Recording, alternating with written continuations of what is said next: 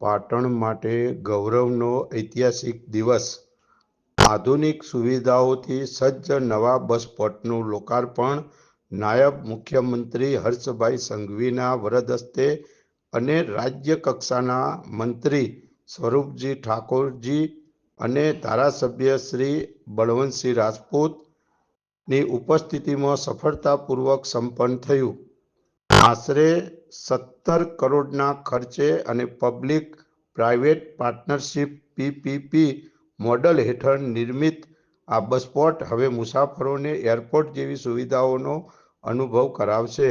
અહીં વિશાળ platform, passenger conference, digital display, CCTV સુરક્ષા, ઇન્ક્વાયરી અને રિઝર્વેશન સેન્ટર જેવી સુવિધાઓ સાથે આરામદાયક waiting area, dormitory, canteen, food court અને શોપિંગ સ્પેસ જેવી વ્યવસ્થાઓ પણ ઉપલબ્ધ કરવામાં આવી છે।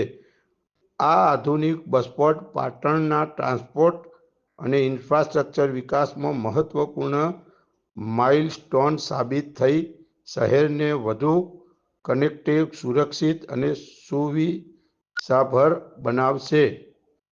ત્યારે પાટણ શહેરની જનતાને નવા બસ સ્પોટની સુવિધા મળી રહેશે। ન્યૂઝ ઓફ પાટણ, તંત્રી રાજુભાઈ ડી પટેલ। સાહેબ, આજે બસ સ્ટેન્ડનું જે ઉદ્ઘાટન થવા જઈ રહ્યું છે હર્ષ સંઘવી સાહેબના હસ્તક, શું કહેશો આજના દિવસે? આજે પાટણનું જે જૂનું બસ સ્ટેશન હતું એ તોડીને નવું bus station, iconic bus station બનાવવાની શરૂઆત 2017માં થઈ હતી। 2 વર્ષની અંદર આ બસ સ્ટેશનનું કામ પૂરું થવાનું હતું, પરંતુ કોરોનાના લીધે થોડું લેટ થયું અને વારંવાર અમે વિધાનસભાની અંદર પણ પ્રશ્ન પૂછ્યો। થોડા સમય પહેલાં અમે પ્રશ્ન પૂછેલો કે બસ સ્ટેશન બની ગયું છે અને એનું ઉદ્ઘાટન ક્યારે થશે, ત્યારે મુખ્યમંત્રી અને નાયબ મુખ્યમંત્રી અમને ખાતરી આપી કે થોડા સમયમાં અમે બસ સ્ટેશન શરૂ કરવાના છીએ।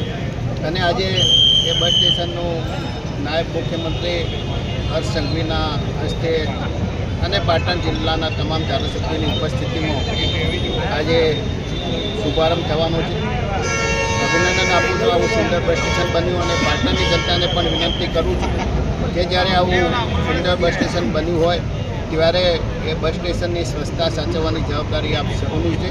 એટલે તમામ મુસાફરોને આ બસ સ્ટેશનની ગરિમા સચવાય, એની સુંદરતા સચવાય અને સ્વચ્છ રહે એના માટે અપીલ કરું। દેશના યશસ્વી પ્રધાનમંત્રી જ્યારે ગુજરાતના મુખ્યમંત્રી હતા ત્યારે તેઓ શ્રી દ્વારા જે બસ સ્ટેન્ડો હતા એને બસ સ્પોટનું આધુનિક સ્વરૂપ આપવા માટે ખૂબ મોટું આયોજન એમને વિચાર્યું હતું અને એ પ્રકારે દેશમાં જે પ્રમાણે એરપોર્ટ હોય છે એ પ્રમાણે ગુજરાતની અંદર બધા જ બસ એ બસ સ્પોટ બને એ પ્રકારના PPP મોડલ ઉપર એનું આયોજન કરવામાં આવ્યું છે।